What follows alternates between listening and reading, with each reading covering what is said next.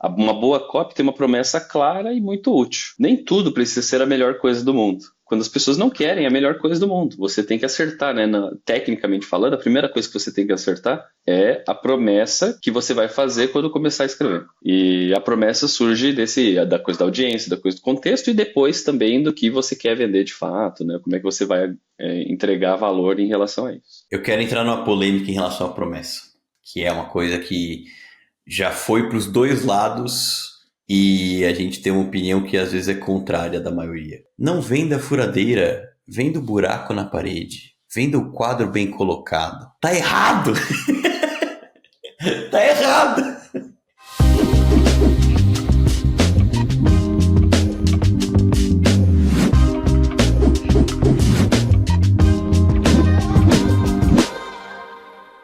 Alô, alô! Lá para você que assiste e escuta mais um episódio aqui do Growth Insight Podcast. Eu sou o Felipe Collins e tenho, como sempre, o meu grande amigo e sócio Felipe Vitti. E aí, Vitti, como vamos? Sempre bem, meu amigo. Feliz de estar aqui. Estou muito animado para o episódio de hoje. Eu acho que os temas são super interessantes. Eu estou muito feliz hoje. E o tema de hoje é um que nós dois somos apaixonados. Cada um já escreveu uma edição de newsletter sobre, que é copywriting. Como é que você escreve bem, como é que você escreve de maneira persuasiva, como que você ativa a habilidade das letrinhas a seu favor para vender mais, para conseguir se vender melhor. Então aqui copywriting é a grande habilidade que a gente vai abordar na edição, no podcast, no episódio de hoje. E antes da gente começar a falar do como que a gente escreve melhor, como que a gente fala e tem uma consonância mais legal, vamos começar falando de porquê. Viti, por que é importante você ter um copy bom como ferramenta aí no seu arsenal? Vamos responder essa pergunta mudando a pergunta para uma outra coisa. Assim. Por que é importante você ter um time de vendas bom? Cara, para mim é isso, cara. Copy vende, redação vende. É tão simples quanto isso. Se você tiver uma copy bem aplicada com técnica, você vai vender mais. Você vai vender alguma coisa extra. E é isso que você quer no seu dia, na sua empresa. Então, não despreze o poder das palavras, embora, claro, isso seja muito fácil. Boa, eu tenho aqui um porquê adicional que é, além do copy vender, e aí vender significa, num paralelo direto aqui, dinheiro na sua conta, ele vende ideias. Então você consegue convencer as pessoas de algo diferente, você consegue posicionar a tua marca, você consegue ser lembrado com mais facilidade. Então ter um bom copy, ter uma boa redação aqui, usando o nosso bom e velho português, para mim é um grande diferencial de marcas e de pessoas que sabem, tem esse molho, tem esse suco e sabem se posicionar e escrever. Entrando aqui um pouco no lado contrário, quando você tem um copy ruim, quando você tem uma redação ruim, você está basicamente apostando contra o teu dinheiro. Você vai converter menos, você vai convencer menos, você vai ser menos lembrado, você vai ser mais genérico, você vai, em muitos casos, levar o teu comprador em potencial para o teu concorrente, que ele quer comprar aquilo que você oferece, você não conseguiu se vender bem, muito pelo contrário, e aí ele olha para o lado e compra do lado, especialmente numa sociedade que a batalha pela atenção das pessoas está tão acirrada, você precisa aparecer ou stand out de alguma maneira, e aí eu não tenho nenhuma maneira melhor do que se destacar criativamente, do que se destacar com copy, né? Cara, e aí eu quero trazer um ponto, empilhar em cima do que você acabou de falar, porque você falou isso. As pessoas que estão escutando agora, elas vão dizer: ai, mas isso é muito óbvio, eu sei disso. Todas as pessoas do planeta sabem disso. Que uma copy boa é feita para vender mais, uma copy ruim vai prejudicar as tuas vendas. Então por que a gente está falando isso? Porque tem uma coisa que vai permear toda essa conversa assim. A maioria das pessoas é incapaz de escrever ou identificar uma boa copy. Sabe por quê? Porque todo mundo acha que sabe escrever bem. E aqui a gente tem dois problemas. Polêmica. Não, aqui tem dois problemas. Primeiro, porque escrever bem é diferente de redação publicitária, de redação. Porque o copywriter nada mais é do que um redator. Então, essas são as duas diferenças. Se você sabe escrever bem, se você sabe escrever um livro, se você já escreveu um livro, se você escreveu uma história, um poema, que seja, isso não faz de você um bom copywriter. Pronto.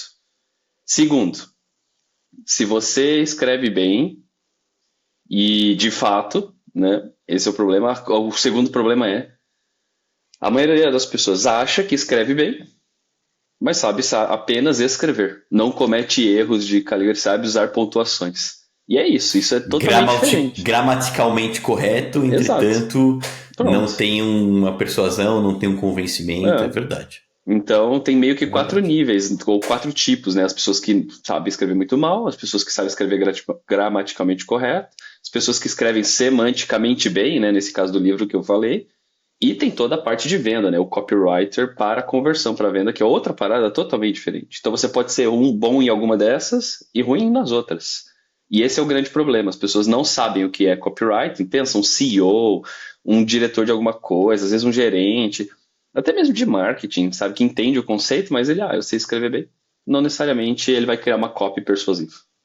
Eu tenho 2 comentários sobre o que você colocou, que é, você mencionou os 4 níveis, né? Não sei escrever gramaticalmente correto, eu sei as regras do português, passei no ensino médio ali e consigo concatenar ideias com algum esforço.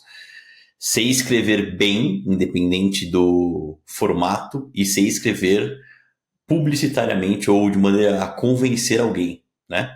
Aí, às vezes não é só publicidade, às vezes tem filme, às vezes tem algumas outras ideias um pouco mais elaboradas intelectualmente.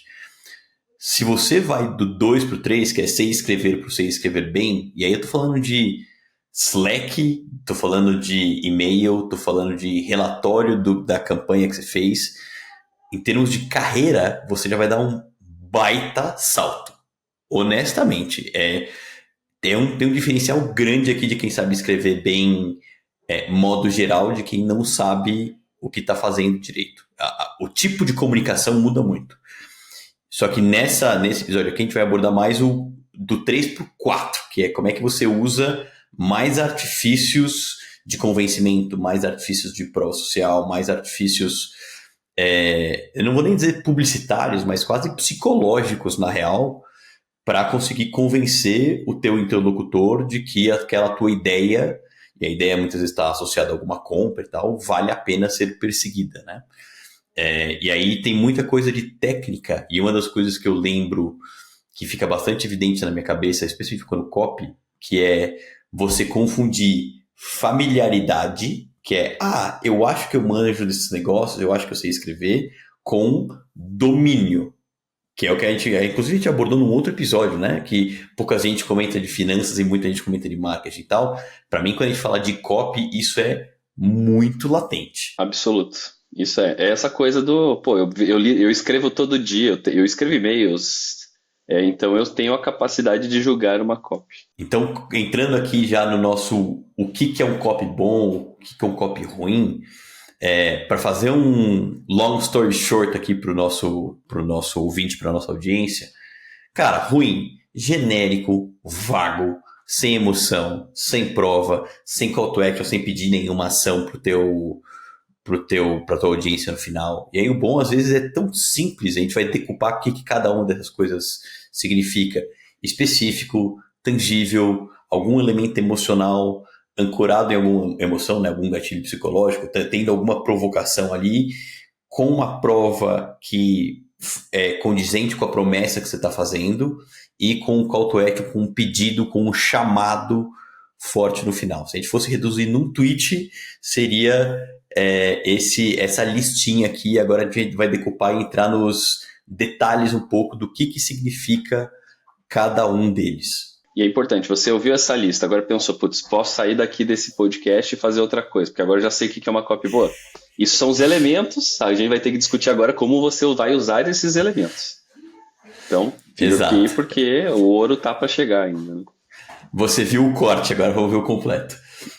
Vamos preparar aqui. Então, assim, eu gosto muito da tua tese, na verdade, que eu queria que você explicasse do público e do contexto. Então, Tá. assim, para quem me ilumina aqui um pouco o nosso caminho. Eu gosto de começar por isso porque a boa copy começa antes de você pôr a primeira palavra, a primeira letra no papel. É isso que eu quero dizer quando eu falo assim, de que você começa pela sua audiência e pelo contexto da sua audiência. E isso vai conectar muito com técnica depois. Mas vamos lá. Você vai falar com alguém. O seu objetivo com copy é que essas pessoas, essa audiência, compreendam, entendam claramente qual é a tua promessa, qual é a tua ideia, o que você espera que elas façam, ou melhor, o que elas devem fazer. Então, se você não entende exatamente para quem você está falando, em qual contexto ela está inserida enquanto você está falando, você já é impossível você ter uma boa copy. É simples quanto isso. É impossível ter uma boa copy. Então, esse clichê do conheça sua audiência, converse com seus clientes, ouça essas palavras, ele é o que todo mundo diz que sabe, mas que as pessoas não usam isso de verdade. E aqui vem na minha cabeça dois exemplos que, inclusive, acho que os dois exemplos foi você que me contou. Tem o caso mais clássico lá do Ogilvy, do obsoleto, né? Tem a história lá que ele, no livro Essa é boa, dele, exato. eu até li o livro dele por causa de uma recomendação sua, que ele escreve lá no livro dele, né, que ele fala que uma vez ele usou a palavra obsoleto numa das campanhas dele, né, pensa uma coisa também, numa época muito mais escrita, não tinha vídeo, né, eram cartas de venda de fato. E depois ele descobriu que 43% da audiência dele sequer sabiam o que significava a palavra obsoleto. E aí, se você não entende, você não gosta, se você não gosta, você não compra, você perdeu o teu copy, você perdeu o teu anúncio, você perdeu o teu espaço na cabeça das pessoas. Exato, porque assim, o produto era para você. Você ia até porque assim, a coisa da copy, da redação persuasiva, ela não é uma coisa maligna de obrigar as pessoas a comprar. Não, você tem um produto bom que resolveria o problema de alguém. Esse alguém tem esse problema, mas ela não vai comprar porque ela ouviu o que você tinha para dizer, leu o que você escreveu e ela pensou, putz, nada a ver, isso aqui não é para mim. E é isso que a palavra obsoleto entra. O segundo exemplo, eu tenho quase certeza que você me falou, era sobre, não sei se era doutor consulta e tudo mais. Doutor consulta. Doutor Esse consulta. exemplo para mim, assim, cara, explodiu a minha cabeça, cara. Como você me contou, se você quiser, eu deixo você contar. Eu tive uma palestra com um dos fundadores do Doutor Consulta muitos anos atrás, faz uns 10 anos, e isso ficou gravado na minha mente muito forte para você ver o poder das palavras, né? Que era nas primeiras clínicas do Doutor... Na primeira, né, clínica do Doutor Consulta, os fundadores ficavam lá na sala de espera da clínica, só observando o comportamento dos pacientes, de quem entrava e tudo mais. E eles tinham um anúncio, uma peça que era atendimento rápido, uma consulta rápida, né? Só que quando você vai no médico, você não quer uma consulta rápida. Consulta rápida, você chega lá, senta, o cara olha pra sua cara e fala virose, anota aqui de pirona e sai da minha frente. Você quer um atendimento sem demora. Então, a consulta, ela pode tomar 15, 30, 45 minutos, o cara pode entender qual que é de fato o teu sintoma. O tempo que é o problema é o tempo da sala de espera. E aí, a hora que ele troca atendimento rápido para atendimento sem demora, eu não vou lembrar exatamente o número, mas ele tem a crescente gigantesca nas vendas das consultas ali. Então, às vezes é uma coisa de palavras, uma mera ordem de palavras, escolha de palavras que você consegue puxar como o consumidor de fato se comunica, como de fato ele sente. Eu vi um outro exemplo recente disso, que era... eu tentei fazer isso também lá na Company Hero, que é pegar as transcrições dos calls de venda, que agora a gente tem aquela inteligência artificial que transcreve e tal, para pegar exatamente os termos que as pessoas falam, porque nos termos que as pessoas falam, você consegue ter mais... como é que chama? Eu me reconheço em você? Ter mais Empatia, familiaridade. Isso. Então, a gente falava às vezes, a gente tem um software para gestão de profissionais PJ, que é o gestão PJ, e a gente às vezes estava falando, folha de pagamento e tal, mas putz, não é rodar a folha. Não, a gente fala que é um outro termo lá de emissão de notas fiscais e prestadores, beleza. Aí você vai nesse nível de detalhe e você, só de você ter o detalhe, assim, esse cara é como eu, esse cara me conhece, logo o produto ou o serviço que ele está vendendo deve ser bom. Então, para mim, tem muito desse... Escutar o cliente bebe muito disso, né? Por isso que começamos com a audiência, porque uma palavra, ela é desprovida de valor, assim, de valores. Uma palavra ela não é boa ou ruim. A palavra é boa ou ruim se a tua audiência usa e se reconhece naquela palavra. Então, para o Ogilvy, obsoleto é uma palavra ruim? Não. É uma palavra boa? Também não. Naquele contexto, para aquela audiência, ela era uma palavra ruim. E aí isso conecta com o segundo ponto, que não basta só você conhecer a sua audiência. Você precisa observar o contexto onde ela está inserida para que essa comunicação funcione de fato. Para que ou se ela funcione, não só apenas funcione, mas funcione mais. Né? Porque uma comunicação, às vezes, ela pode estar bem, mas no contexto certo ela performa ainda melhor. Então, o ponto de partida para mim é esse, porque no contexto, o que é contexto? É um contexto muitas vezes físico, onde que essa pessoa está quando ela está consumindo aquela comunicação. É o contexto de canal. Ela está consumindo aquilo no Instagram, numa palestra, no ponto de ônibus. E também é um contexto de necessidade. Qual é o contexto de o que eu quero fazer, né? Que problema eu quero resolver, o que é que eu estou vivendo que me faz prestar atenção naquilo. Porque às vezes é um problema ultra complexo do tipo, vou comprar uma casa, é a maior decisão da minha vida. Preciso de um medicamento para minha filha, uma decisão super importante. Ou é uma decisão mais trivial, do tipo, o que a gente vai tomar de café da manhã? É uma coisa muito simplista, assim. E isso importa muito, do tipo de copo que você vai fazer. Eu tenho um exemplo de contexto, que é de mídia out of home, e eu lembro também, aconteceu faz muitos anos, e eu lembro até hoje porque ficou muito na minha cabeça, que era quando você está no trabalho, no escritório, 12:15, você entra no elevador para descer, para almoçar. Qual que é a primeira pergunta que vem ali, você e seus comparsas? Assim, e aí, vamos onde? E aí você começa a listar os suspeitos de sempre ali, aquele quilão, aquele sei lá o que e tal.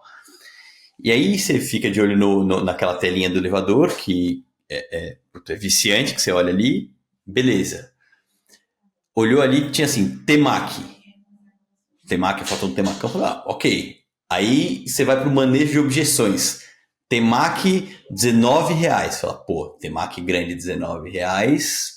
Beleza, né? Tá terminando o mês, o vale refeição, aquela coisa. Temaki, R$19 é aqui do lado. Tinha endereço e era 2 quarteirões. Falei, matou. Eu não preciso andar, vai ser barato. E temaki é um negócio que eu quero comer. E a gente foi lá, era um mercadinho Irota.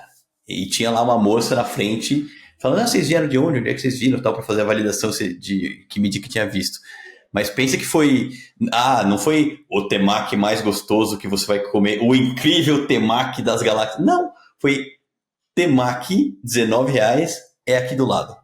Matou, é ali que a gente vai. E aqui tem um gancho que a gente vai falar mais para frente, mas o valor dessa coisa, da audiência e tudo mais, está na promessa. Uma boa copy tem uma promessa clara e muito útil. Nem tudo precisa ser a melhor coisa do mundo. Quando as pessoas não querem a melhor coisa do mundo, você tem que acertar, né? Tecnicamente falando, a primeira coisa que você tem que acertar é a promessa que você vai fazer quando começar a escrever. E a promessa surge da coisa da audiência, da coisa do contexto e depois também do que você quer vender de fato, né? Como é que você vai entregar valor em relação a isso. Eu quero entrar numa polêmica em relação à promessa, que é uma coisa que já foi para os dois lados e a gente tem uma opinião que às vezes é contrária da maioria. Que é, não venda a furadeira, venda o buraco na parede, venda o quadro bem colocado. Uhum. Tá errado! Tá muito errado, eu concordo. Tá muito errado. E por outro lado, tem a galera que leva isso ao extremo e fala assim: 18 mil rotações por minuto, bateria que dura não sei o que lá. Também não tá certo. Então tem dois extremos. Um que é extremamente feature-centric, que são aquelas coisas que só o teu time de produto se importa. O consumidor não dá a mínima. E tem o outro que, e aqui acho que é o mais polêmico, porque muitos dos gurus chegaram a falar isso, a gente já escutou muito como em palestras, em grandes eventos, isso que lá, vendo jobs to be done e tudo mais, que é você vender um buraco na parede, e isso gera uma linha de copy que não faz o menor sentido.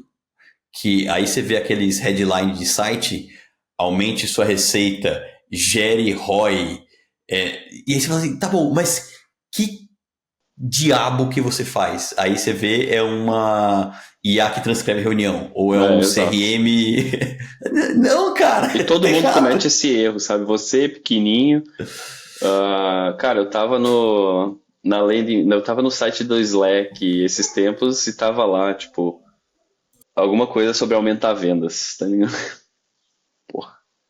Sério, ninguém nunca no planeta pensou. Eu preciso vender mais, tá na hora de contratar o Slack. Exato.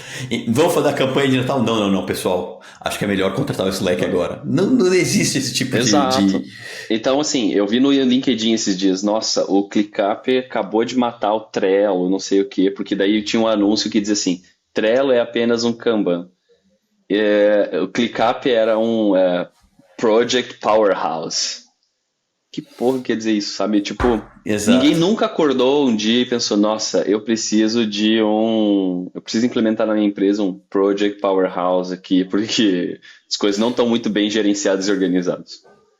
Então é muito legal, né? Powerhouse é uma palavra forte, é gostoso de falar, Vai mas. ficar ótimo no PPT interno. Exato. Mas ele não serve como copy, alguma coisa assim, né? Eu tenho um exemplo clássico que eu gosto, que é o do um dos primeiros iPods. Para os jovens de plantão, iPod é o iPhone que não era telefone, tá?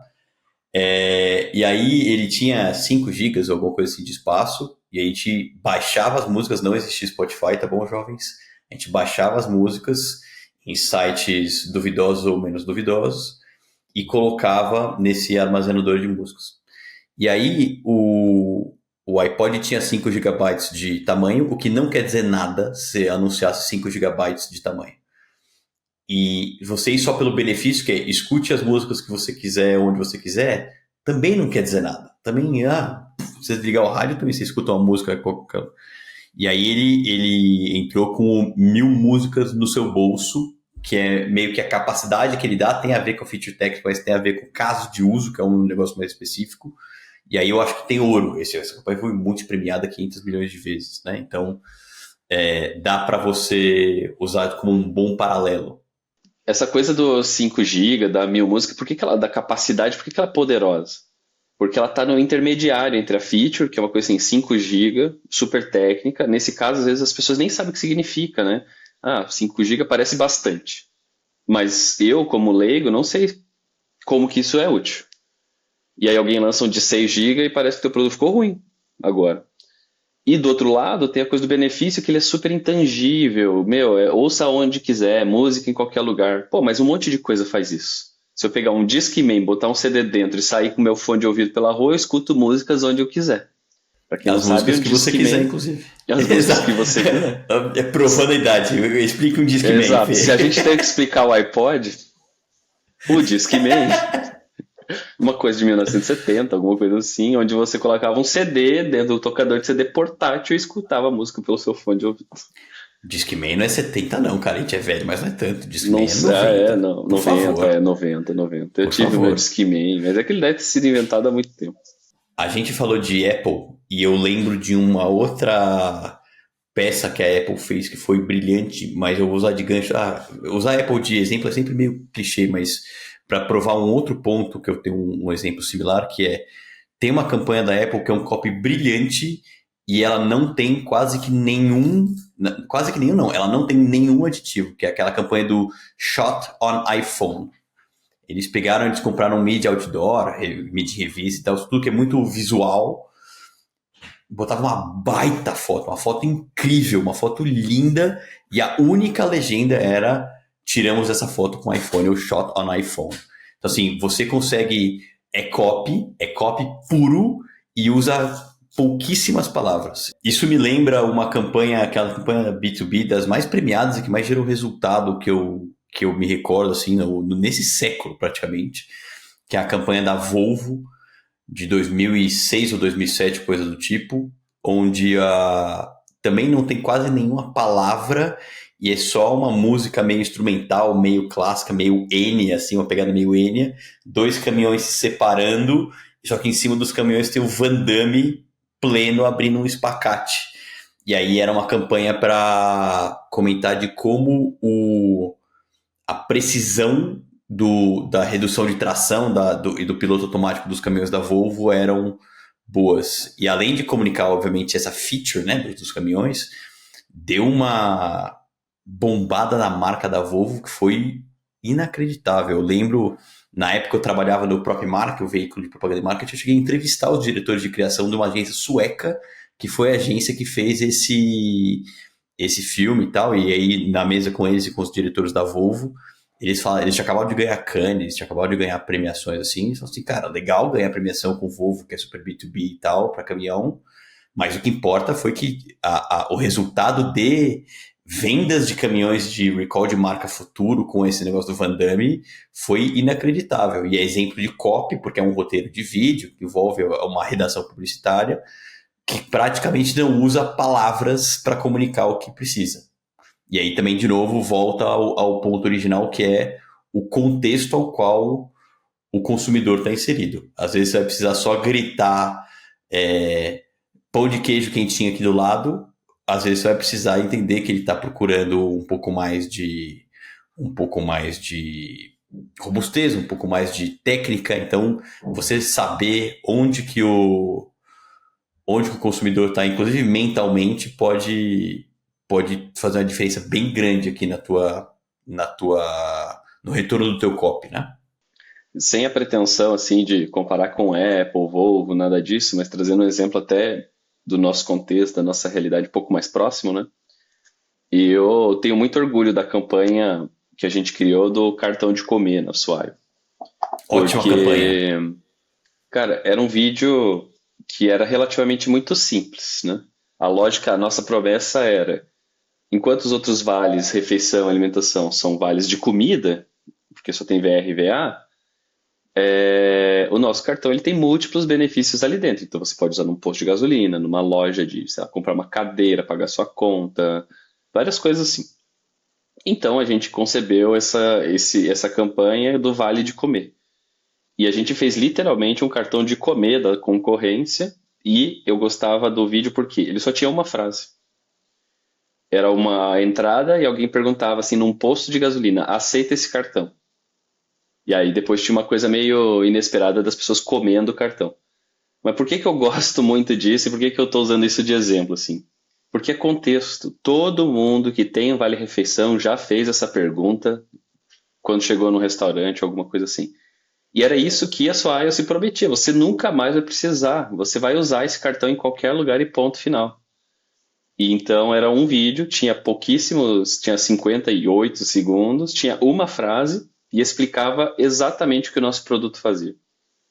Então, essa coisa do contexto, do cenário, olha só, aceita esse cartão. Não é uma cópia genial, ela não é robusta no sentido sofisticado, palavras importantes, bem escolhidas. Não.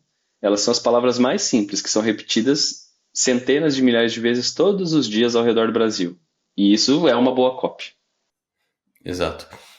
Entrando também num outro exemplo que eu vi recentemente, que eu acho brilhante, que se encaixa também nessa de você vender a capacidade, você vender o caso de uso, mas você não nem ir tão feature e nem ir tão buraco na parede. Se você entrar na homepage do Loom, Loom, Loom é aquela ferramenta que grava vídeos curtos de até 5 minutos, que grava você e grava a sua tela, e aí você pode explicar coisas rápidas usando um Loom e não fazendo uma reunião. Se você entrar na homepage dele, está tipo, um vídeo vale mais do que 1.000 palavras. É o headline. Então, aquele documento que você ia escrever, que você ia demorar um tempão para fazer, você grava um vídeo falando, aí você clica aqui, aí você vem aqui, aí o que eu quero dizer na reunião é aquilo, acolá, e aí você evita uma reunião que ia ser 1 hora do teu tempo, você faz 5 minutos, você assistir em velocidade 2,5, 2 minutos e meio assistindo, e você evita ter que fazer aquele e-mail, aquele relatório super longo. Então, você ancorar no caso de uso, você ancorar na capacidade que você tem, eu acho que é ouro, assim, em termos de por onde que você tem que ir. E eles poderiam colocar, tipo, produtividade instantânea ou qualquer advérbio mais clichê que existe. Mas quando você... E aí é o copy ruim. O copy bom é... Cara, você pode fazer a reunião, você pode ficar escrevendo horas e horas, você pode fazer um loop, você economiza os dois. Beleza. Aí é que você entra. Cara, até puxando isso, eu vi essa semana um exemplo muito até engraçado, assim, de copy ruim. É, a gente fez o lançamento da Black Friday já, né, na Stelflix, e a gente lançou vários países. E aí a gente, para o nosso lançamento, o nosso fluxo era, a gente vai fazer uma live de lançamento para comunicar a oferta, então você entrava na página, se inscrevia, e aí quando você se inscrevia, você era redirecionado para uma outra página que pedia para você entrar nos nossos grupos. Então no Brasil, na Europa, era um grupo na França, assim, eram grupos de WhatsApp, porque é muito comum o uso, e nos Estados Unidos, como é muito pouco as pessoas que usam, a gente direcionava para um grupo no Discord. Mas independente, todos os lugares, mas principalmente nos Estados Unidos, a copy dessa página, te convidando para entrar no servidor, era sua inscrição está 80% concluída. Entre no grupo para completar o seu cadastro, sei lá, alguma coisa assim. Na lógica de que a gente queria forçar as pessoas, porque a gente também na live, além de comunicar tudo, a gente sempre atrai muita gente para a live de lançamento, promovendo um sorteio de uma impressora 3D, coisas assim, que são coisas muito legais. Só que a gente quer comunicar com essas pessoas depois, então a gente precisa que elas estejam num canal, né?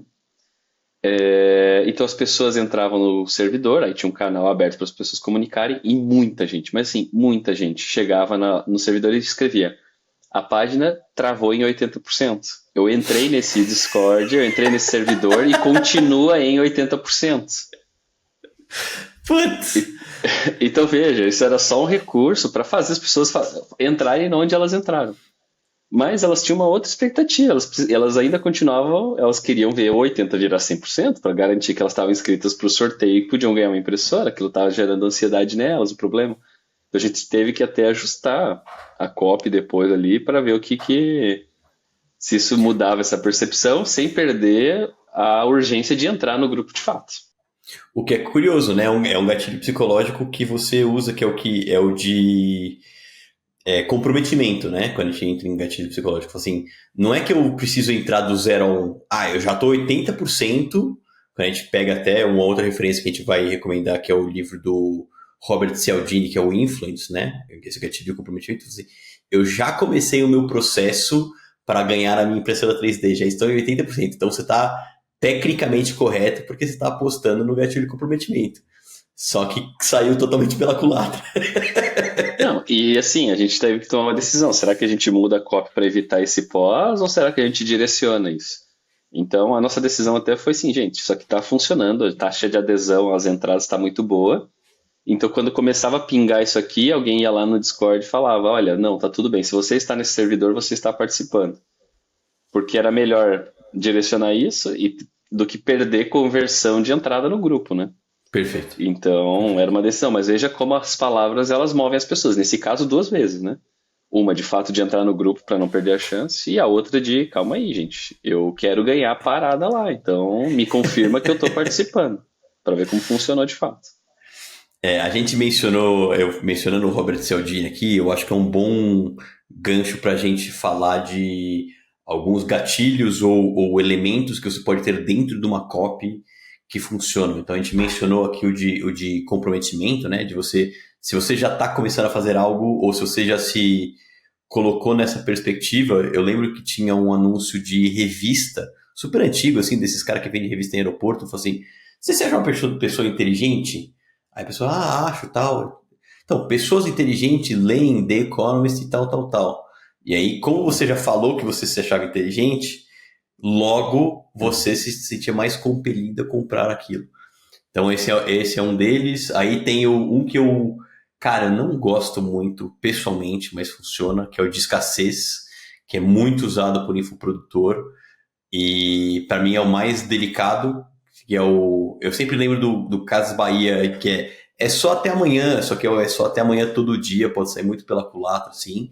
Mas em alguns casos funciona bem quando você tem número limitado, quando você tem 10 vagas e é verdade, quando você tem alguma escassez real. A pena que eu tenho é infoprodutores e muita gente abusou desse Exato. gatilho num nível que você quase não acredita muito. Aí Quase tem não, eu nunca acredito. Exato, exato. Últimas peças aí que o cara tá com o estoque cheio. Tem urgência, né? Que também é uma forma de gatilho de escassez, mas por tempo. Que aí você pensa até quando você entra naqueles sites de comprar passagem, hotel, que tem. Ó, essa oferta dura 32 minutos e 15 segundos e tem outras 147 pessoas olhando. Tudo isso é de propósito para fazer você entrar. Mas tem alguns que eu acho mais legais, assim, especialmente para o universo de boa parte dos nossos ouvintes e da nossa audiência, que são B2B, né? Que são autoridade, prova social e reciprocidade.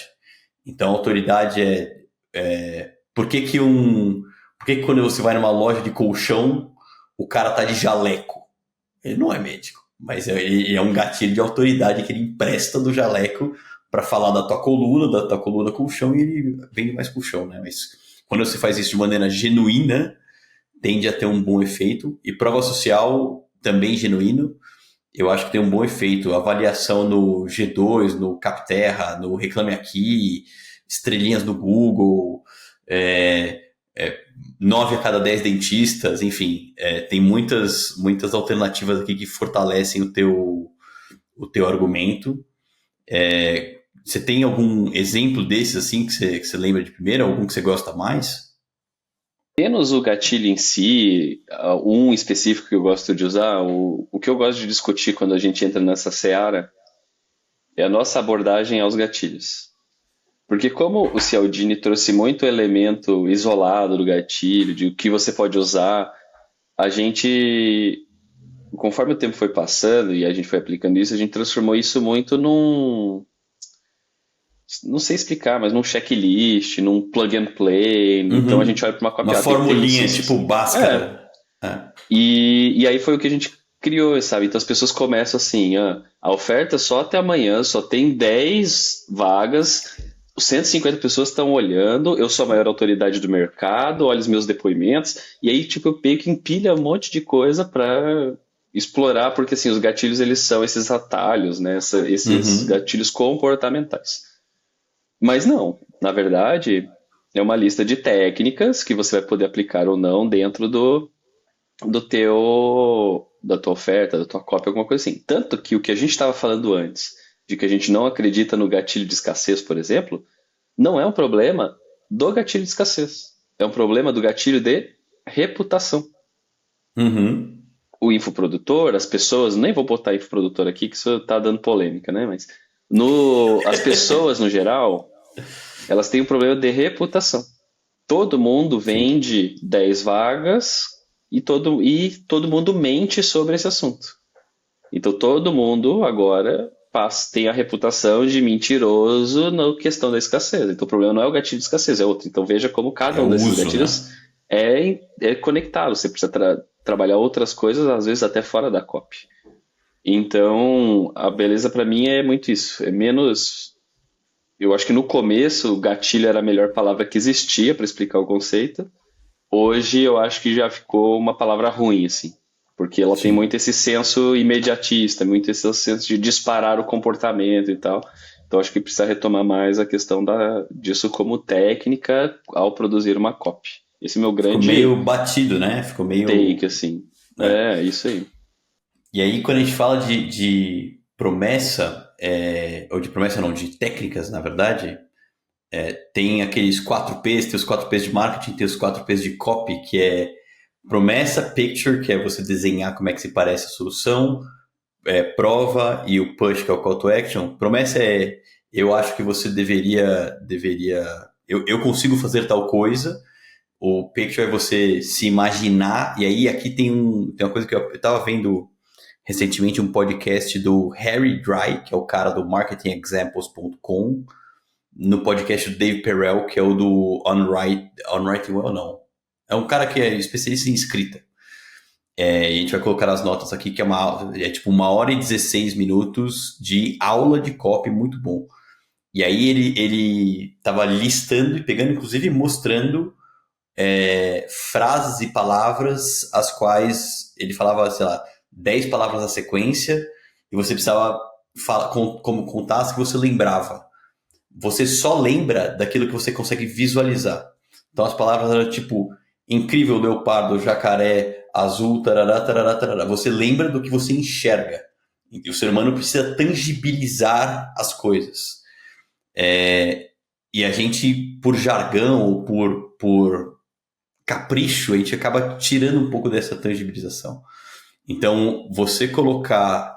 Eu estava vendo um exemplo, aquele do menos de um cafezinho por dia, para você falar de alguma coisa que você paga parcelado. É um exemplo de, não sei se é o melhor, mas é um exemplo de tangibilização. Você colocar a pessoa naquela situação onde ela tem o benefício resolvido e o que ela está sentindo, né? Depois tem a prova, e aqui a gente tem copies americanos, né, que são uma escola um pouco distinta, que 40, 60 do copy é prova, prova, prova, prova, prova. E tem um paralelo aqui que acho que é o Ogilvy que fala, ou William Zinsser, que é um cara que tem um livro excelente de escrita, que é: você não precisa inventar nada. Se você falar só fato depois de um fato, depois de um fato, depois de um fato, você consegue contar exatamente o que você quer sem ficar adjetivando e deixando sua redação mais fraca. E esses fatos são as provas, né? Você prova, olha, eu consigo diminuir 33% a sua latência do servidor. Não é o mais rápido do Velho Oeste. Não. Tem uma coisa super clara ali. E aí, no final, tem o compre agora, ou se inscreva, ou faça alguma coisa com isso, né? Geralmente. Então, eu gosto desse modelinho aqui. E aí é óbvio que por tamanhos e formatos, você tem um copy no Instagram, você tem um copy, um relógio de rua ou alguma coisa assim, você vai priorizar alguns em detrimento a outros na hierarquia de informação, né? Exato. E que daí volta para o contexto, né? Que é você ajustar a sua copy conforme o espaço que você está comunicando, alguma coisa assim. Nessa sequência, tem duas coisas que eu gosto muito, assim. Tem algumas coisas, né? Mas as minhas preferidas. Primeiro é a promessa. Eu acho que se você vai fazer a copy, né? Se você está pensando numa campanha, se você vai lançar alguma coisa, enfim. Antes de qualquer coisa, você precisa gastar uma quantidade imensa de energia refinando e construindo essa promessa. Porque daí todas as copies precisam derivar dessa promessa. Porque a promessa for fraca demais, você não vai gerar a ação.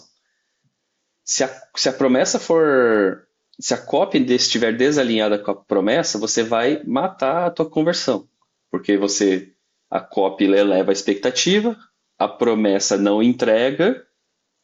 Quando a realidade é menor que a expectativa, você gera frustração.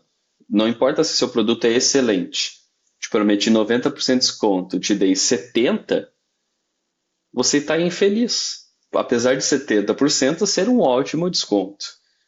Então, o refino da promessa é fundamental. Então, é por isso que a gente vê coisas do tipo: emagreça em 7 dias, em 30 dias, o seu plano para o verão. Eu estou acompanhando o mercado de lançamentos agora, então, nunca mais pague por um curso, a década milionária, né? Vamos formar os próximos milionários. Isso é todo o refino da promessa, né, que aquele conjunto de produtos, ofertas, enfim, vai fazer por você. Essa é a década, essa é a lógica, né? A segunda coisa que eu gosto é a coisa da prova social, que ela é tem um elemento que é muito importante. Dois elementos de prova social que para mim são fundamentais.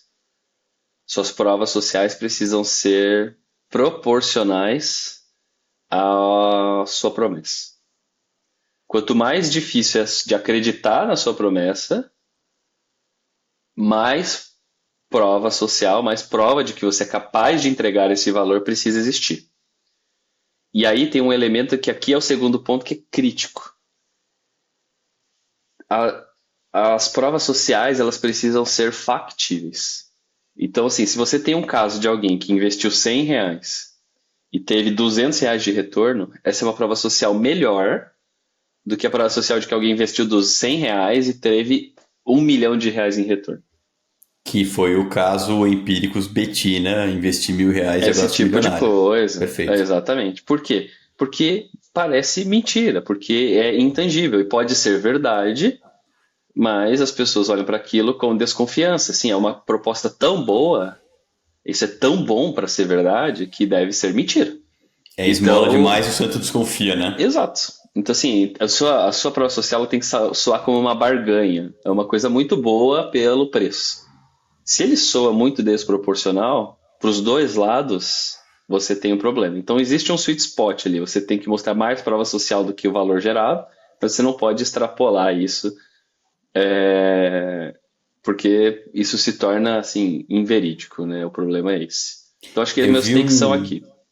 eu vi um caso recente de um SaaS, eu não me recordo o nome do software, que ele prometia no site dele, ele falava assim, 5 estrelas de avaliação no Google, e aí tinha lá um texto pequeno, mais de 6.000 avaliações com 5 estrelas no Google, o que é verdade. Só que quando você entrava no Google, eles tinham 10.000 avaliações e não 6.000, e a nota deles era 3,4, 3,2, alguma coisa assim. Então, assim, ele era verdade que ele tinha 6.000 avaliações nota 5, só que ele, sei lá, ignorei, olhei para outro Uhum. lado das outras 4.000 avaliações nota 0 e 1. Exato. É o Fica muito caso cuidado clássico nisso. demais. É o caso clássico do. Qual a diferença entre 100% carne bovina e carne 100% bovina? Quando você É fala cem por verdade. cento carne bovina, é totalmente carne. Se você fala carne 100% bovina, você está dizendo que a carne que você usa é de boi, mas não necessariamente tem apenas carne. Exato, Então, é um bom exemplo. essas coisas são delicadas. Você precisa pensar o que você quer comunicar e o quanto isso afeta a sua reputação depois, essas coisas assim. Mas é um exemplo de uma cópia inteligente, de fato. Uhum. Sabe? Explorar um elemento, às vezes, complicado da sua marca, do seu produto e reverter isso. Eu lembro Nesse. até, ontem eu vi um caso engraçado que novamente o iPod, eu lembro que a Apple ela deu uma leve piorada no shuffle, no tocar música de forma aleatória no iPod. Uhum. Porque às vezes, por ser totalmente aleatório, ele tocava a próxima música. E aí quando o iPod tocava a próxima música, as pessoas achavam que o shuffle não funcionava direito. Então eles deram uma pioradinha no shuffle de forma assim, é totalmente aleatório, mas exceto nunca toque a próxima música. Exato. Essa de você. Assim, vamos falar a verdade. Mesmo falando só fatos, você pode manipular a verdade para ela contar o que você quiser. Além desse exemplo do software, eu lembro de uma campanha também super premiada da Folha de São Paulo, que começava com uma imagem bem fechadinha assim, preto e branco, e aí começava com coisa tipo, este líder de governo melhorou a economia em 300%, foi reconhecido pelo seu país como um ativista dos direitos humanos, foi reeleito com mais de 90% dos votos, e falava assim, dava mais 5 exemplos de como esse cara era bom, e aí quando a imagem fazia zoom out, era o Hitler. Aí o mote da campanha é: você pode falar mentiras contando um monte de verdades, né? E para mim esse é um paralelo poderosíssimo com o que a gente pode fazer manipulando ou mexendo com as informações. E aí você pode, como redator, você pode usar isso para o bem ou usar isso para o mal. Então você pode usar desde falsa causa-consequência, então 100% das pessoas que tomam água morrem, logo, né? Quanto fazer uma linha lógica aqui que faça sentido pro teu produto. Mudando um pouco a marcha aqui, eu queria entrar dentro de um texto, dentro de um copy, porque aqui é provavelmente onde eu passo mais raiva. E eu passo raiva com... Eu tenho ciricutico com coisas genéricas. Eu tenho a fama entre colegas de trabalho atuais e históricos de ser jeitoso nas minhas edições. Então eu entro nos Google Docs da vida e comento, às vezes é texto bunda, isso aqui não tem nada a ver e tal, porque me bate no emocional. Você vê uma coisa que está escrito assim, solução inovadora e disruptiva. Você fala assim, que é isso, cara? Que isso quer dizer? Um método revolucionário, que é, assim, a gente chama de pavão, né? Que são palavras bonitas, pomposas, que não querem dizer nada, ou de quando tem muito advérbio, quando tem muito adjetivo, estudos comprovam, transformamos muitas vidas, cara. Me dá muita aflição. Eu gosto de Essas ser... hipérboles, elas são muito ruins, né? Porque, convenhamos, poucas coisas de fato revolucionam o mundo, poucas coisas são revolucionárias. E sempre eu tenho isso como uma regra, assim, eu olho para uma copy e ela tem hipérboles, ela é uma copy ruim. Ela é Pronto. fraca, Ela exato. precisa ser refeita. Muito adjetivado, muito advérbio, muito gerúndio me mata muito. Estaremos com aquele e-mail de resposta do formulário. Nosso time estará entrando em contato em breve. Não, cara, não tá errado. Estará entrando em contato, não. Vamos te ligar em breve. Quando que é em breve? É daqui a 5 minutos ou daqui a 6 meses? Em até 24 horas úteis. Ah, que alívio, beleza. Eu sei o que esperar. Tá bom, ótimo. Então, acho que você ser específico é um superpoder. Ah, temos muitos clientes com essa solução. Muitos quanto? 847 clientes em 2 meses. Ah, beleza. Então, eu acho que aqui são muitos. Solução completa. Que completo para quem? Tem torradeira junto? Ele faz meu imposto de renda? O que quer dizer, né? Então, eu tenho muito ciricutico com coisas que são pouco específicas e com coisas que são muito adjetivas, assim, é bom, é ruim, é simples, é bonito. Eu acho que isso acaba sendo um pouco de preguiça de redator. E obviamente que não é, o cara é um preguiçoso. Tá pensando outra coisa, ou não tem um ferramental, não escutou esse podcast ainda, ou não. Putz, falta alguma coisa ali, mas muitas vezes é tipo, tô fazendo porque eu tô fazendo, eu preciso entregar toque de caixa aqui, falta um carinho do seu olhar e entender como que eu vou, que sequência de palavras que eu vou colocar, ou como é que eu vou comunicar o que eu acredito que deve ser colocado, né? Outro que me pega muito, além do gerúndio, é voz passiva. É tipo, este relatório está sendo analisado. Não analisei o relatório. Eu fiz. Vamos ser direto, vamos ser mais... É uma das brigas que eu compro. Já comprei com aluno, já comprei com o redator que trabalha comigo, já comprei... o relatório foi finalizado pela equipe. O relatório não faz nada, a equipe finalizou o relatório. Então, tem pequenas coisas assim que vão empobrecendo um texto, né? Tipo, comprovado cientificamente. Onde? De que estudo? De que jeito? Inclusive, isso é realmente essa bomba de fumaça, assim, né? O que a gente mais vê na internet, muitos Instagrams e tudo mais, estudos mostram que, cara, Jornalismo era foda com isso daí. pronto. E aí, tipo assim, e aí é uma constatação absurda, assim, do tipo, sei lá, comer banana é o equivalente a 3 barras de chocolate e açúcar. E aí, às vezes, até aí você vai perceber onde está isso. Você ouça essa palavra e vem a printzinha de um artigo na tela, assim. Se você se der o luxo de ler o artigo, você vai ver que não é essa a parada da conclusão, tá ligado? Mas é É. essa coisa de, não, se eu soltar a comunicação certa, botar o estudo na tela, eu tô certo, né? E ao mesmo tempo tô te chamando de burro porque eu acredito que você que me acompanha não vai ler o que eu estou falando e por isso eu posso falar qualquer coisa. O que em muitos casos é verdade, só que, pô, não vamos subestimar nem a inteligência nem a falta de um público, né? Eu lembro quando eu era jornalista praticante, tinha um jeito de fazer matéria que era Felipe Vitti é contratado pelo Real Madrid, diz jornal. Assim, pô, quem diz jornal? Você tá tirando o teu da reta, você tá botando no outro lugar. Então, assim, o ônus da prova é do outro, mas você pode noticiar aquilo. Então, desde esse diz jornal, ou diz site, ou diz sei lá o quê, me gera um pouco de incômodo essa falta de especificidade.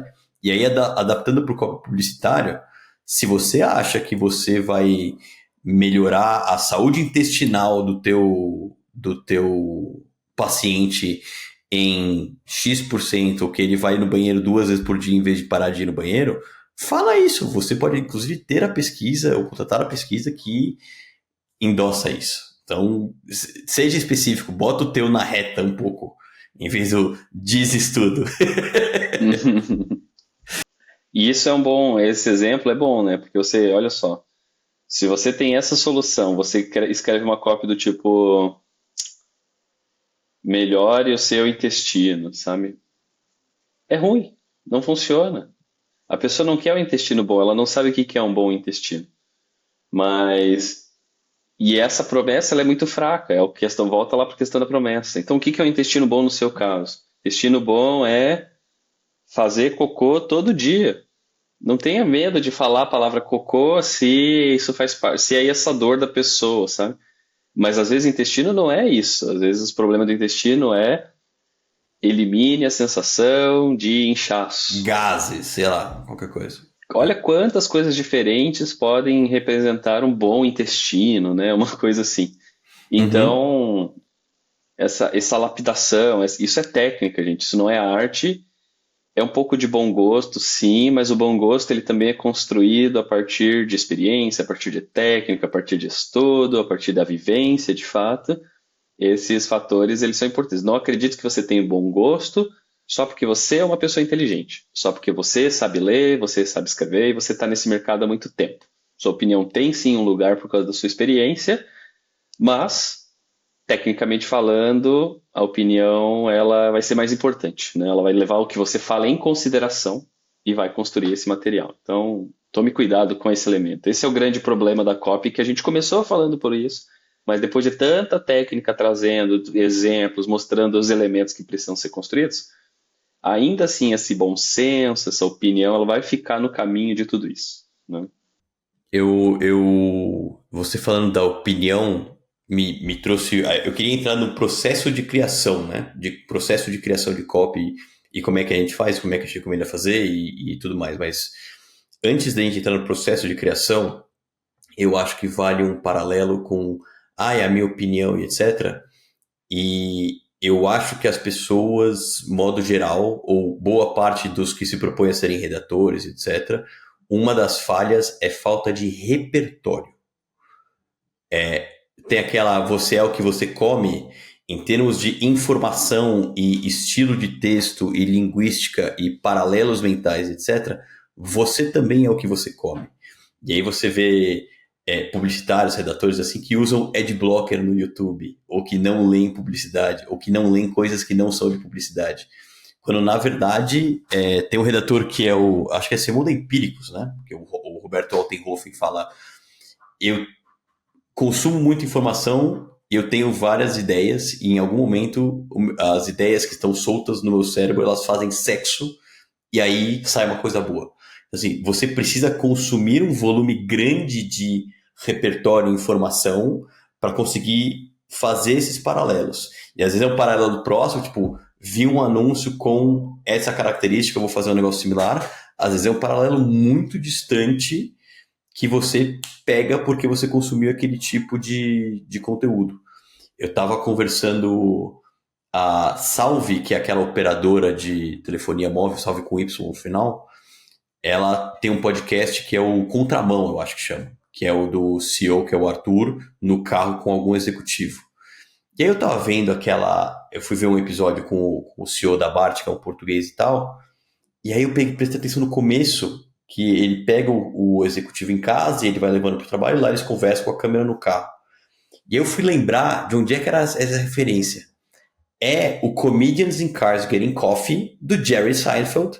E aí aquilo ficou na minha cabeça, alugou um trailer na minha cabeça, eu mandei um WhatsApp pro Arthur e falei assim, de 0 a 10, o quanto que você pegou essa referência? Ele falou assim, 75%. Eu falei, pô, Que ótimo, porque é uma coisa zero óbvia que nenhum podcast B2B ia se prestar a fazer, só que tá ali pelo que você consumiu, né? Então você conseguiu sair do óbvio e conseguiu entregar uma proposta única de valor no formato até para tua audiência. Então, você é o que você come é muito verdade. Tanto que eu vejo muitas vezes estilo de texto meu. Eu gostava muito de um blog de futebol sul-americano que tinha 10 anos atrás, chamado Impedimento, que era dos caras lá de Porto Alegre do Sul, que às vezes no meio do nada eles pegavam e mandavam uma palavra inteira em caps lock. Eu falava, pô, isso no meu estilo de escrever é presente. Às vezes você pega uma newsletter que tem uma atenção aqui do nada, e você vai pegando de onde é que você pegou aquilo. Tem um livro do Stephen King, que é o cara que escreveu It e várias histórias de terror, que chama-se On Writing, ou em português é alguma coisa de escrita também, que ele lembra de aulas de literatura, a fanzine que ele fazia, a revistinha de quadrinhos que ele lia, de onde que ele pegou as referências para fazer o personagem de terror XYZ. Então, você é o que você consome 100%. Assim. Se você só consome conteúdo de um estilo, seu estilo vai ser igual àquele. Se você só faz TikTok, Reels, etc., seu estilo vai refletir aquilo que você consome. Então, primeira coisa antes de a gente entrar no processo aqui, cuidado com a sua dieta de conteúdo e de informação, porque faz diferença sim. E assim, isso não é só para copy, né? Isso é para todas as coisas. Mas como você tem uma coisa produtiva, você tem um output muito claro, essa coisa da referência ela tem ainda mais valor, né? Ela tem essa coisa de conectar os pontos para a copy acaba sendo ainda mais importante.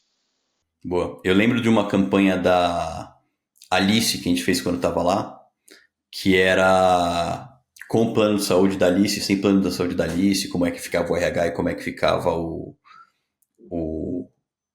beneficiário, né? A vida por trás, a pessoa por trás. E a estrutura da campanha era de antes e depois. Que tinha uma campanha do Airbnb de alguns anos anteriores, que era quando você fica no hotel e quando você ficou no Airbnb.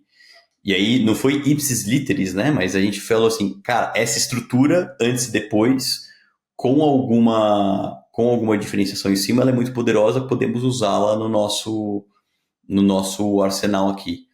Isso, referência, de novo. Então, vale imergir nisso. Vamos entrar no processo de criar copy? Eu queria primeiro escutar o teu processo de como é que você faz. A gente já falou de pesquisar público, a gente já falou de pegar as palavras-chave e pegar um bom briefing, vamos falar assim. E daí? Sentei, vou escrever. Agora a gente tem o inteligência artificial. Tem o clichê que é com o advento da inteligência artificial. Me dá um pouco de como é que é o teu processo de escrita e refinamento e etc. Eu não acho que eu tenho um processo assim super estruturado, no tipo, siga isso daqui e esse é o meu passo a passo. Talvez seja um problema e talvez a minha copywriter lá, ela tem um processo que vocês estão esperando ouvir. Mas o que eu gosto, assim, bem prático mesmo, o que eu gosto de pensar. Primeiro, muita clareza sobre a promessa. De novo, eu sei que a gente já falou disso, mas o que a gente vai prometer nesse momento com esse enxoval de anúncios, com esse enxoval de copy. Essa coisa da promessa, ela precisa ser muito clara e muito absoluta. A segunda coisa é o elemento... Geralmente a promessa é muito chata, ela é boring, ela é entediante. Porque ela é uma representação literal do que você vai fazer. Aí é que começa a entrar o elemento criativo da copy, que é como é que você fala aquela ideia de múltiplas formas diferentes. Então, eu chamo isso de RTBs, né? Os Reason to Believe. Então você começa a traduzir a tua promessa em razões para acreditar que aquilo é verdade. Então, eu lembro, um exemplo que vem na minha cabeça é quando a gente tinha na Swile a promessa de que você nunca mais vai precisar perguntar se aceita Vale. E o nosso reason to believe disso era a gente aceita em 4 milhões de estabelecimentos. 4 milhões é muito ou é pouco? Me Você não parece sabe. um número... É um número grande, mas olha o tamanho do Brasil, né? Uhum. Se tem 4 milhões de restaurantes no Brasil, todos. Se tem 10, é menos da metade, mas você não tem uma ancoragem nesse número, né? Então, a gente transformou essa frase em uma frase do tipo, passe em todo lugar, só não passa vergonha. Que é um pouco aquela coisa do contexto, né? Que é ir lá pagar com vale e não poder pagar com vale, né? Ter que perguntar se aceita. Então, a gente foi. A cópia, a parte criativa mesmo, ela tem esse elemento daí de você ir refinando a mesma ideia múltiplas vezes. E aqui sempre tem um take. Eu gosto muito de falar que o marqueteiro ele morre infectado pelo tédio. Então, Me conte. eu acredito nisso porque o marqueteiro, muitas vezes ele é muito criativo, ou mesmo que ele não seja assim, uma criatividade não seja uma característica dele, ele está inserido no ambiente criativo. Então, toda hora esse marqueteiro quer pensar numa ideia nova, quer fazer alguma coisa diferente, quer criar uma nova campanha e tudo mais. Por quê? Porque ele está ficando entediado com as coisas que ele já fala, com as coisas que ele já faz. E aí, isso é muito prejudicial para a comunicação da tua empresa, do teu negócio, porque se você ouve isso todo dia, você fala isso 10 vezes por dia, mas a sua audiência não, o teu mercado não. Então, eu gosto de dizer que se você começou a ficar entediado, esse é o primeiro sinal de que a tua mensagem começou a arranhar a superfície do mercado. E aí, geralmente, o que a gente faz é agora que eu vou trocar tudo. E aí você tem que fazer toda uma construção da mensagem de novo e tudo mais. Então, esse Bom trabalho, ponto. por que que eu estou conectando com isso? Porque esse trabalho de RTBs, ele é onde você tem que projetar a tua capacidade criativa. Veja, não é ser criativo em repensar a tua promessa. Cara, você vai ter que carregar a tua promessa por muitos anos. Todo Uhum. mundo quer ter um just do it, mas ninguém está disposto a passar 30 anos falando isso, sabe? Então, a criatividade ela não precisa estar necessariamente na promessa, ela precisa estar em repensar o teu RTB, reescrever os Reason to Believe, reescrever o 4 milhões de estabelecimentos em coisas criativas. Isso feito, a partir dos RTBs, começa o trabalho de produção de copy mesmo, porque aí você vai pensar como é que eu falo sobre esse Reason to Believe nesse contexto. E aí tem, em termos bem práticos, tem duas coisas importantes aqui. O primeiro, eu testei isso agora na Stelliflix, gostei muito e estou adotando isso para sempre, que é eu crio um GPT, né? Então você vai lá no chat, você pode criar, ao invés de você perguntar direto para o chat, você cria um chat com o contexto do que você quer que ele trabalhe para você. Então isso chama um GPT. Você cria um GPT da sua campanha. Então você joga lá a tua oferta, você joga lá o teu tom de voz, você joga lá seus RTBs, e eu gosto de passar todas as minhas copies por esse grande validador sensor que é esse GPT. Então, como você tem tudo lá, você escreveu uma copy que o produto está com 50% de desconto, mas a tua oferta, na verdade, é 40%. Ele vai te alertar, não, olha, isso aqui tem que mudar, porque é 40%.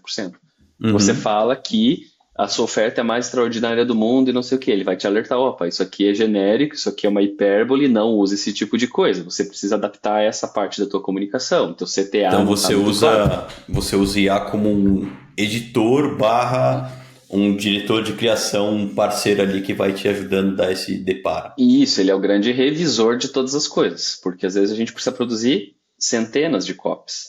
E aí a gente vai ficando sem combustível para produzir depois de 30, Uhum. 40, 50. E aí as copies vão ficando ruins.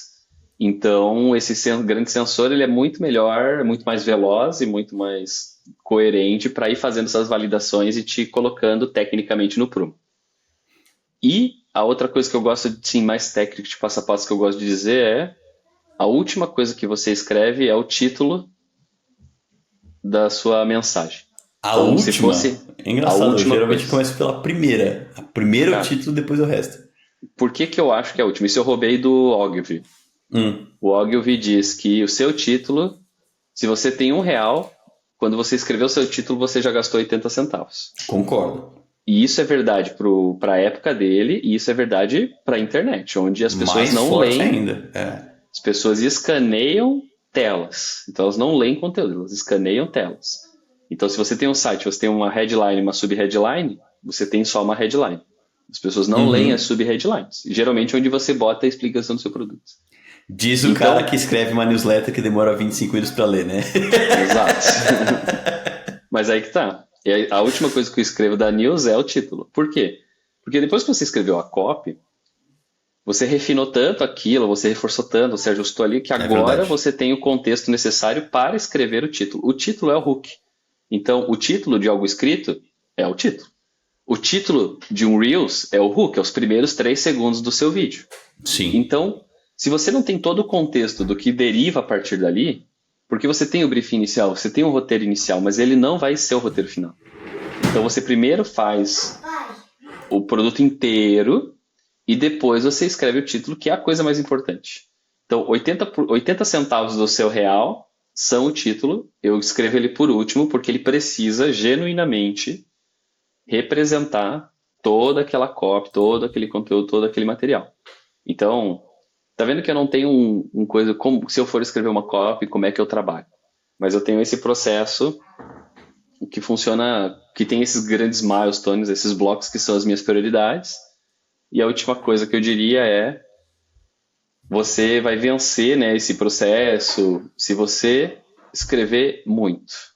Aqui não Sim. tem a coisa de work smart versus work hard, sabe? Essas paradas assim. Aqui não, Zero. aqui é trabalho bruto. Se Ora você quer ter bunda uma cadeira. boa. Isso, se você quer ter uma boa headline, se você quer ter uma boa promessa, se você quer uma boa RTB, uma boa chamada, uma boa copy, qualquer coisa assim, você vai precisar pegar aquela ideia e você vai precisar escrever 10, 20, 30, 50 versões daquela ideia.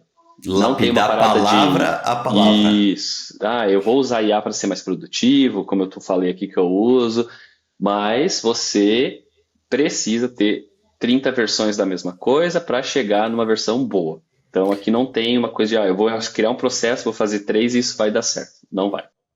Eu gosto muito do paralelo de texto, de copy de texto publicitário, de texto para conversão, com stand-up comedy, que é o cara vai palavra por palavra daquela piada, onde é que ele coloca o setup, que é a parte que você conta o contexto da piada, onde é que você coloca o punchline, que é onde entra a subversão, de que momento, qual que é a sequência de palavras, qual que é a pausa certa para respirar entre cada um dos momentos. Então, assim, o processo de criação de texto, de criação de copy read é quase artesanal nessa maneira, assim, de lapidar e lapidar e lapidar. E aí o Seinfeld, que é um dos grandes comediantes de stand-up, ele fala: eu sento e escrevo 3 horas por dia, todo dia. E ele faz ainda com papel e caneta, o bloquinho amarelo dele lá. Então, assim, não adianta você achar que você é mais genial do que todo mundo, que você vai conseguir usar IA para fazer. IA vai reproduzir palavras que fazem sentido na frente de outras palavras. Muitas vezes é o que já foi feito. E às vezes está ok, né? Mas para você ter a competência de escrever bem, é hora bunda cadeira mesmo. Eu tenho um processo que às vezes é um pouco diferente. Eu e também uso a IA de alguns momentos, que eu tenho não é um GPT, é um Claude treinado com vários livros e vários copies que eu acho bons, várias aulas de copy, desde o Eugene Schwartz, do Bob Likes, aquelas cartas de venda e tarará, até Ogilvy, tem um livro chamado Make It Punch, que é mais para SaaS, é mais UX Writing e tal. Aliás, uma boa entrega nossa nesse episódio para quem é premium é uma lista de referência dos livros e de tudo que você pode colocar. Entre no clubinho. Mas voltando ao meu ponto aqui, eu uso o Claude para explorar alternativas sem compromisso. Assim, cara, me dá um copy, esse aqui é um brief mais ou menos, me dá um copy ultra sangrento, um super boring, um que faz um paralelo e etc. E aí eu vou brincando com essas alternativas, até que eu falo assim, putz, eu tenho um caminho aqui que eu gostei mais, que eu escrevi, o que eu usei IA para me ajudar, e aí aqui eu vou reforçar várias vezes esse tipo de caminho e lapidar em cima dele. Tanto a próprio punho quanto com agentes ou LLMs me ajudando, né? E aí volta e tem um outro agente que atue como um diretor de criação e seja muito crítico. E aí a gente vai lapidando. E aí aqui tem uma outra máxima que eu gosto, que é: escrever é uma coisa e editar é outra coisa. Então, primeiro você senta e escreve. Nenhuma ideia é ruim, não se julga no começo, só vai por volume. Pá, pá, pá, pá. Dorme em cima disso e volta no dia seguinte, horas depois, enfim, e você vai cortando, cortando, cortando. Tanto cortando opções que são ruins, quanto cortando palavras dentro de opções boas que não fazem sentido, né? Que é o escreva bêbado e edite sóbrio. E tem, acho que é o Churchill que fala, né? Não me recordo, mas acho que é se eu tivesse mais tempo, eu tinha escrito menos. Às vezes a gente usa muitas palavras e muitas coisas para parecer inteligente e não precisa. Dá para você ser mais direto, colocar mais direto ao ponto. Tem um app, eu particularmente não uso muito, mas já vi gente usando, que chama-se Hemingway, do Ernest Hemingway, que ele analisa peso, fluidez e excesso de palavras ou jargões dentro de um texto, que é bastante útil também. E é uma das coisas às quais eu checo, a gente já falou de edição, né, ou de direção de criação e tudo mais, é uma das coisas que eu checo para ver se tem muito jargão, linguagem técnica. Em 95% dos casos é ruim, porque é um jargão que parece inteligente e não é, mas às vezes, se o seu consumidor é daquele mercado e está acostumado com aquele jargão, mata. É isso, era que até quando você falou jargão, era nessa esteira que minha cabeça foi, assim. Na maioria das vezes é ruim, mas que bom que você falou isso, é coisa do 95%, né? Porque se a tua audiência usa, você deve usar também, porque senão você cria o efeito contrário. Sei lá, Uhum. você vende alguma coisa para dev. Eles falam API. Se você falar API para todo o resto das pessoas, Não as pessoas importa. sequer vão entender. Agora, se você não falar, sei lá, API para o dev, ele vai te achar ignorante. Sim. Ele vai pensar, pô, essa empresa não sabe o que está fazendo, porque não sabe nem o nome da parada que eles vendem, sei lá. Uhum. Então, essa coisa de Mesma coisa jargão para é. médico, para advogado, Exato. para sei lá o quê. Você vai falar que é uma glosa, você vai falar que é um termo É, jurídico X. Então, exato. volta na pedra do público. Uhum. Isso aí. Boa, vamos chegando aqui no final aqui do nosso episódio, Fê. Se você pudesse dar uma recomendação ou dar uma dica final aqui para o pro nosso público sobre copy, o que você colocaria como grande encerramento aqui? Vou dar uma dica para quem é copywriter e para quem não é. Boa ideia. Se você não é copywriter, se coloque no seu lugar.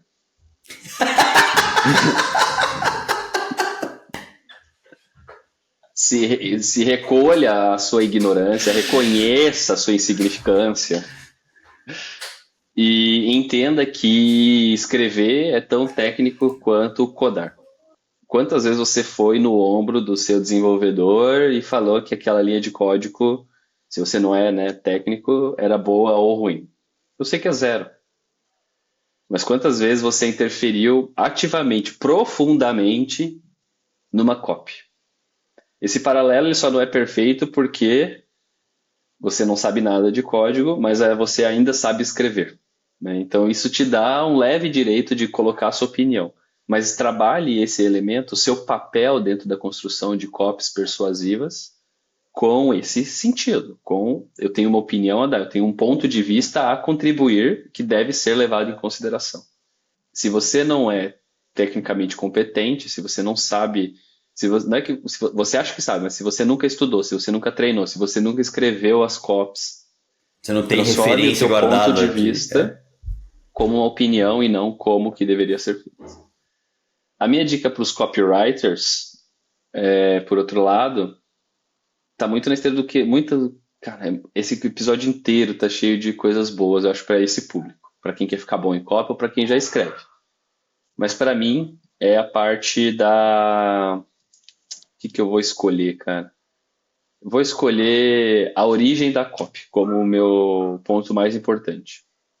Antes de botar a primeira palavra no papel, tenha uma clareza absoluta sobre o que você quer vender. Qual é a sua promessa, quem é essa audiência e qual é o contexto. Sem isso, não adianta. Você pode ser muito, muito, muito bom. Você é um copywriter excepcional, entregou milhões de reais em vendas a partir das suas cartas de venda na empresa que você está. Você trocou de empresa, você trocou de produto, de contexto e de audiência. Você perdeu, né, assim, entre aspas mesmo, mas você perdeu 50% das tuas habilidades do dia para a noite. A boa notícia é que você pode recuperar isso, não é que você perdeu absolutamente, você não tem mais, você esqueceu, mas metade da tua capacidade virou só referência, virou experiência e não é mais útil. Você tem um monte, o que quer dizer? Você tem um monte de coisa nova para aprender. Você tem que aprender tudo de novo sobre o teu produto, tua audiência e teu contexto. Então, você sai na frente por causa da tua experiência, mas você precisa reconhecer o cenário novo e como isso piora a tua capacidade de escrever. E você precisa recuperar isso quando você muda de cenário. Boa, eu vou em consonância aqui e eu acho que você precisa ter amor à técnica, né? Amor à técnica de escrever e de lapidar. Isso vai desde como você alimenta o teu cérebro com as ideias, a dieta de informação e de contexto que você tem, quanto, de se divertir com o processo de escrever, de trocar palavra, de pegar feedback de alguém, de não deixar que a tua ideia morra por feedbacks excessivos ou em comitê que vai transformar tudo em sorvete de baunilha. Tipo, cara, se a ideia ela é spike, ela é apimentada, ela tem alguma coisa polêmica ali que é distintiva, não deixa o mar de aprovações interminável matar. Tenta justificar um pouco melhor, mas eu acho que o grosso da coisa é se apaixonar pelo processo de ler e escrever e pegar feedback com a técnica, né? Então acho que para mim é o mais divertido. Boa, temos um episódio? Caramba, gostei muito. Acho que vai ser bem valioso para a galera. Acho que a nossa audiência vai curtir bastante. É um assunto que permeia muito marketing, tem muito valor para as empresas. Cara, tô feliz que a gente pôde cobrir esse ponto hoje. Foi bem bom. Muito bom. Então, se você nos escutou aqui até o final, cara, faz a boa aí, vai, avalia no YouTube, comenta, dá o sininho, dá o like, todas aquelas coisas que os influencers e youtubers pedem, manda para um brother, enfim, ajuda a gente para esse conteúdo atingir cada vez mais pessoas, responde com o que você achou, que a gente adora receber e-mails e feedback aqui dos nossos amigos leitores e bora pro próximo episódio. Valeu!